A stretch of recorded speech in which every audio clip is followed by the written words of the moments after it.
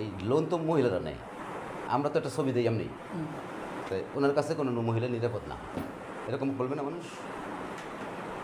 তারপর একটা কথা আছে, কোনো যে অভিযোগ করলে আপনাদেরও চিন্তা করতে হবে যে আমাদের চিন্তা করার কিছু নেই, আমাদের চিন্তা করার কিছুই নেই। ওনার বক্তব্য মামলার কপি, ওনার বক্তব্য, হ্যাঁ এটা মিলে কথা হবে। ঠিক আছে।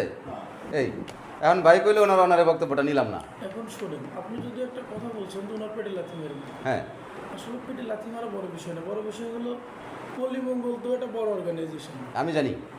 ওনার জন্য পল্লীমঙ্গলের রেপুটেশন নষ্ট করবে না।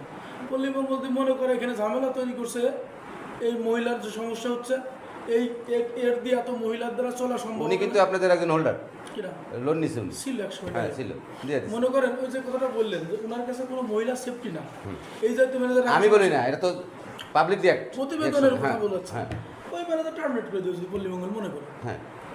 রেপুটেশন। এখন হয়তো আমি আবার আসতে পারি আপনার কাছে, যে আপনার কতগুলো কেন্দ্র আছে, কেন্দ্র কোথায় কোথায় আছে, আমি ওখানে ছবি নিয়ে গেছি, যাই যে ওখানে যাই ধরবো, মহিলাদের জিজ্ঞেস করবো।